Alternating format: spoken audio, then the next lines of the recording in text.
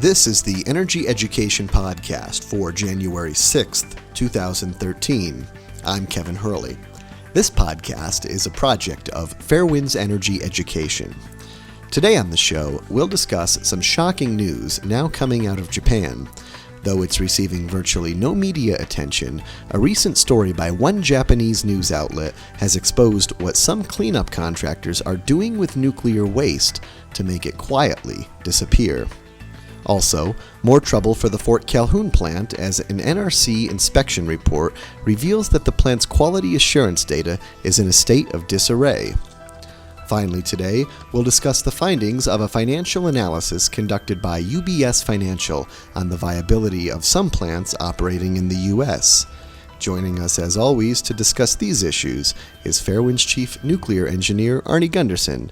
Arnie, thanks for coming on. Hey Kevin, thanks for having me.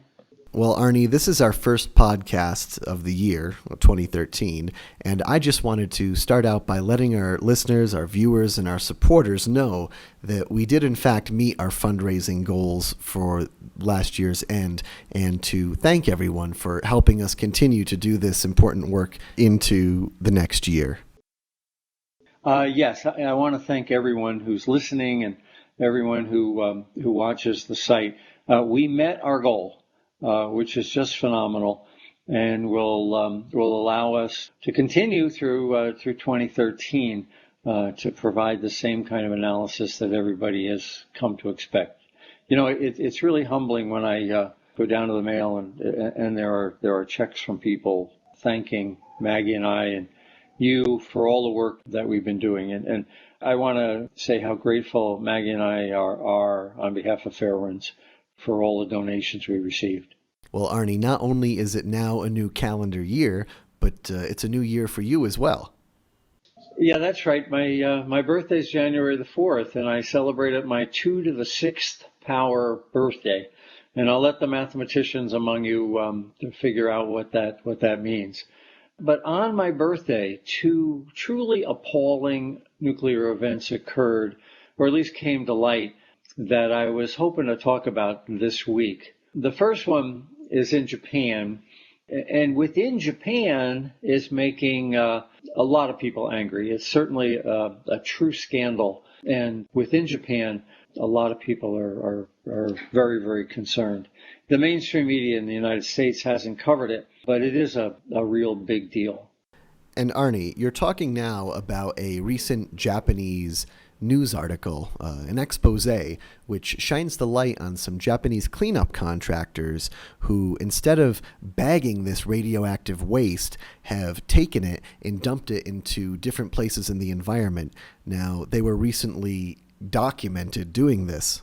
Yeah, you know, I have to, the Japanese news coverage has not been very good, and there's been a lot of political pressure on the Japanese papers to not cover Fukushima Daiichi accident issues. But I really got to give credit to the editors and the reporters at Asahi Shimbun. That's a major newspaper in Japan. They did a gutsy 3-part series about the fact that contractors working for the Japanese government were not decontaminating and storing nuclear waste. They were collecting the nuclear material, leaves and trees and dirt from houses and roads. And they were taking those leaves and trees and either dumping them deeper into the forest, because they're only cleaning about 40 feet on every side of every road.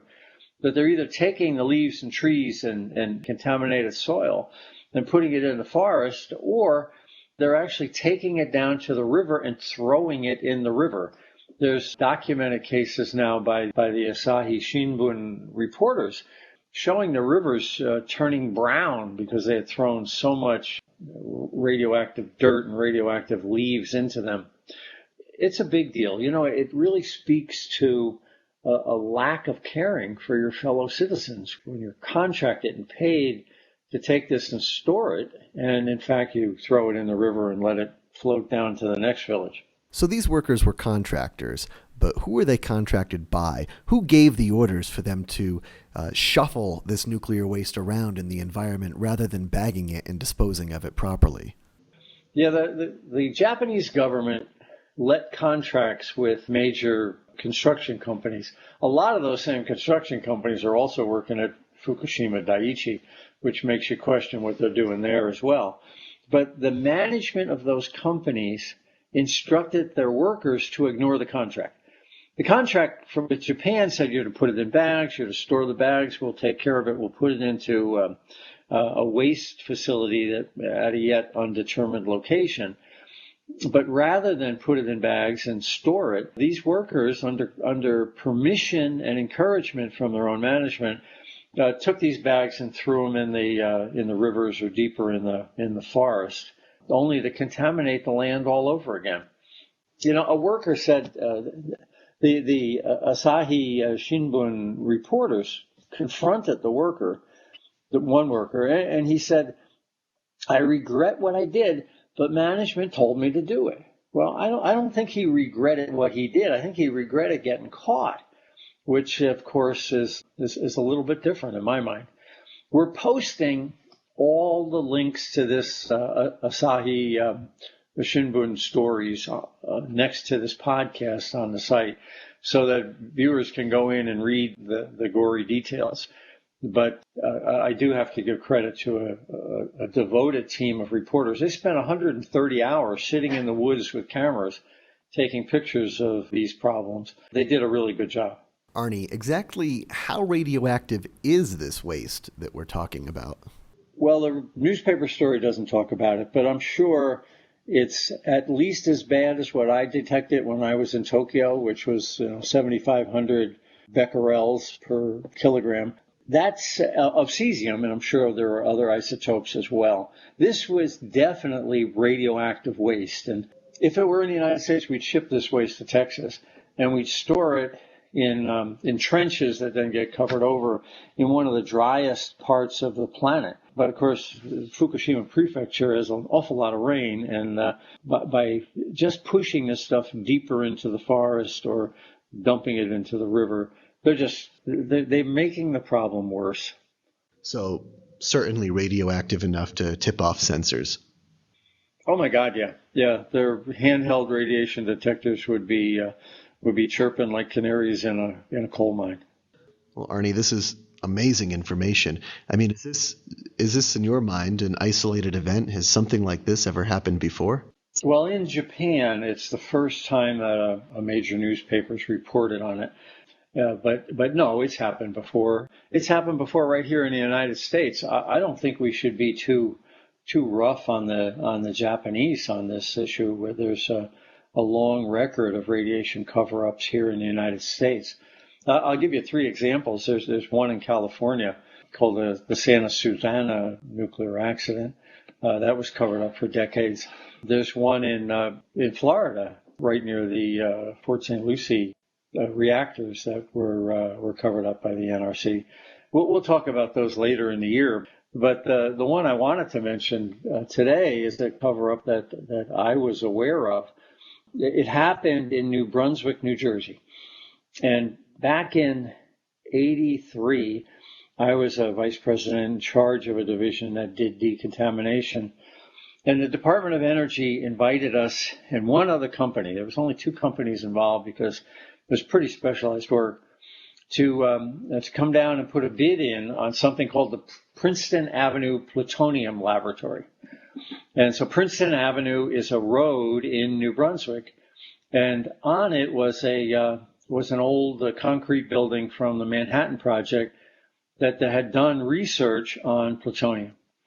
And we were invited to knock it down in a controlled manner, using all the kind of things you do when you're handling radioactive material. So I went in the building, and the highly contaminated portions of the building had been chiseled out. You could see in the walls where they had chiseled out pieces of concrete where there was very extraordinarily radioactive. But the rest of the building then had to be dismantled. And I had an engineer with me, and I sent him down to the town hall in New Brunswick. And I said, maybe we can find the drawings on this plant from the war years and see if they ever applied for a building permit. Well, son of a gun, the guy comes back about an hour and a half later with the drawings. And they showed not just the building, which we had the drawings for, but they showed sewage drain lines out of the building directly into the sewage treatment lines that ran down Princeton Avenue. So the sewage lines in New Brunswick were receiving all this radioactive contamination from this plutonium lab. Well, I showed the drawings to the Department of Energy project manager, and he almost went white. And he had no idea there were drain lines in the ground under this facility. And he said, we have to cancel this meeting, and based on this new information, we'll have to come back out for bids at a later date. So I was fine with that, and the other contractor left too. And I didn't hear back from the Department of Energy and didn't hear back. And about a year later, I was driving down the New Jersey Turnpike coming back from Pennsylvania, and I decided to get off in New Brunswick. So I drive down Princeton Avenue, and I can't find the lab. And where I thought it was, there was a blank field. So I drove up and down Princeton Avenue 4 times looking for this plutonium lab, and it wasn't there. It was gone. I don't know. It never went out for bid. It was gone. Well, a couple of years later, I got to talk to the contractor, the other contractor, and they had no knowledge of it either. So neither of us were told that they knocked down the building. And then, about 10 years ago, I was sitting in an airport, and this guy sitting next to me, and we got talking, and it turns out he's from the Department of Energy, and he knows me. And we start talking about Princeton Avenue, and he said, I'm sorry, I can't tell you anything about it. It's classified. So there's an example right here in my God, the heart of a large city in New Jersey, where a building just disappeared, and no one did the real remedial work to go into the sewage lines and find out exactly what the contamination was. So what you're saying is, rather than coming in and investigating the problem or looking to see if it was leaking radiation into the sewage lines or into any of the neighboring areas through the sewage lines, they just canceled the bidding process and made the whole thing disappear without a word. Yeah. So who are they?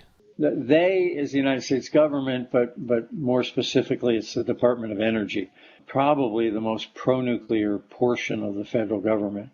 You know, getting back to this, the issue and how this relates to Japan, the Asahi Shimbun reporters had the guts to stick with this story. I've talked to reporters in New Jersey numerous times about this, and the mainstream media in New Jersey just doesn't seem interested in doing the good investigative reporting that should be done to find out what the heck happened to this facility and what is really in the sewers in New Brunswick. All very interesting. Arnie, you said that there were 2 things that upset you on your birthday. This story coming out of Japan being one of them. What was the other? Yeah, the other one is closer to home. It's right here in the United States. Our listeners will remember I've spoken repeatedly since the flooding out in the Midwest last year about the Fort Calhoun nuclear plant. Well, the NRC just released their inspection report of the facility, and the problems at Fort Calhoun are much worse than the authorities are letting on. This inspection report talks about design documents, something called configuration management. And those are, kind of make your eyes go bleary when you hear those words. But basically, if you remember, like airplanes have a book, and every single change to an airplane is in that book. Well, at Fort Calhoun, they don't have a book. They've got a room, a huge room with all of the drawings, and they don't know what's in it. They've lost control of their configuration management system. They're finding that documents are missing, and then some of the ones they find are incomplete. In other words, some pages are missing. And then when they look at the pages that they've got, they find out that the calculations are wrong. Well, all of this has come to light now in an inspection report from the Nuclear Regulatory Commission. And I thought I'd use this opportunity to just read a couple of sentences from that report. The NRC has become aware of a concern among Fort Calhoun station personnel regarding the historical quality of design basis documents in general. Now, what they're not saying there is that this problem started in 1985. So for 30 years almost, these documents have been missing, incomplete, or wrong, and the Fort Calhoun people have known about it, and now the Nuclear Regulatory Commission is just becoming aware of the problem.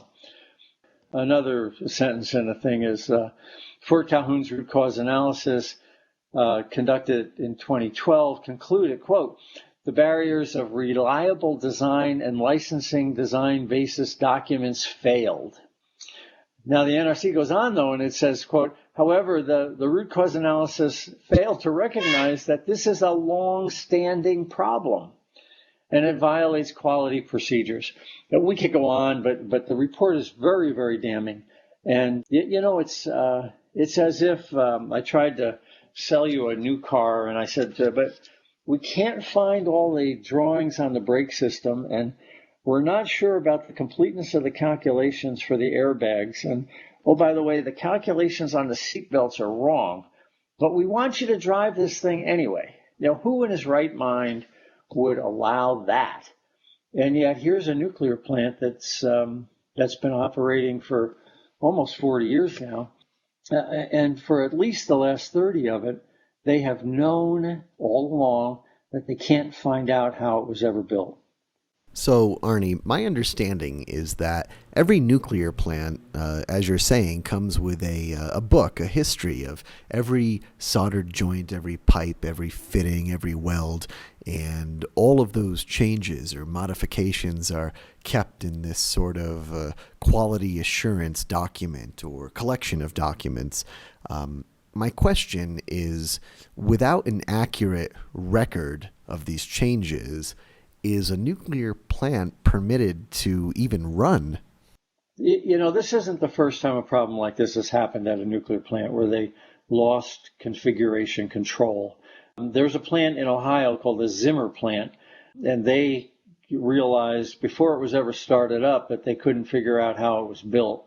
They spent 3 years and over $1 billion trying to reconstitute all this information and never could. The more they dug, the more problems they found. Ultimately, the Zimmer plant was never started, and it was a couple $1 billion loss. I think it's the same situation at Fort Calhoun. It's time to shut Fort Calhoun down. It's a small plant. They can do without the power. It hasn't been running for 18 months now, and Omaha's lights are still on. And in order to reconstitute this is going to cost more than building a brand new nuclear power plant. So the question is, though, why did we know about something in 1985 and not really discover it at the regulatory level until 2012? The NRC's got resident inspectors at every nuclear plant. So they've had 2 resident inspectors at Fort Calhoun since 1985, and they never heard that the design drawings were wrong? They never heard that the design calculations were missing? Come on, I don't believe that. And also, there's another organization called INPO, the Institute for Nuclear Preparedness Operations, and it's supposed to be tougher than the Nuclear Regulatory Commission. Well, where the heck were they for the last 30 years? How can a design deficiency of this magnitude go undetected by the regulator and by the industry tough guy, INPO, for 30 years? My conclusion is they weren't looking. And that speaks volumes to the broader issue of nuclear regulation. But Arnie, now that they have looked and identified this problem, are they allowed to continue operating? Well, the NRC has never shut down a nuclear plant. The NRC has forced plants to continue to reanalyze the design bases, et cetera. And ultimately, what's happened to several nuclear plants is the plant has thrown in the towel. They said, it doesn't make economic sense for us to keep this plant running, so it's time to shut it down. The NRC has never said, you lose your license because of what you did. The NRC has said, well, in order to come back up, you need to do this, this, this, and this. that's really where we're at Fort Calhoun. And I hope that the Fort Calhoun management will take a look at the mountain of problems that they face and say, this plant is not safe. We can't prove it's safe. And it's time to do a nice orderly shutdown and go about our lives with a different form of power. Arnie, you've had quite a bit to say about nuclear plants in the U.S. and how financially viable they are. Now, just recently, UBS Financial did their own analysis of several nuclear plants in the U.S. and came back with some information. Tell me a little bit about that. Yeah, we've been saying on these podcasts all along that some of these old single unit plants like Vermont Yankee or Oyster Creek or Fort Calhoun should be shut down because they make no economic sense. Longtime viewers will have heard me say that likely for the last 18 months. Well, UBS Financial is a security analyst firm, and they came out just this week, a report that basically says the same thing. It focused on reactors owned by Entergy and specifically on Vermont Yankee, and they said they can't figure out how continuing to operate Vermont Yankee makes any economic sense. They also said that if they were Entergy, they would pull the plug and shut it down. I also think that the Palisades plant, which is in Michigan, also an Entergy plant, old, small, rundown, is likely to face the exact same problem. So it's interesting to see the financial community coming to the same conclusion that I did. Well, Arnie, what a way to start 2013, and what a way to celebrate your birthday with all of this news. Yeah, well, there never seems to be a shortage of stories to talk about on these podcasts, and I'm sure that will continue all the way through 2013. I'd like to again thank the editors and the reporters at Asahi Shimbun, and also especially I'd like to thank the viewers and listeners to these podcasts who contributed to the fund drive we had last month. Thank you. We're sure we can keep you informed for another year. All right, Arnie Gundersen, thanks again so much for joining us, and happy 2 to the 6th. Okay, Kevin, thanks. Well, that does it for this week's edition of the Energy Education Podcast. Remember, you can catch us back here next Sunday and every Sunday for more on what's going on in the world of nuclear news. For the most up-to-date information, visit our website at www.fairewinds.org. For Fairewinds Energy Education, I'm Kevin Hurley. Thanks for listening.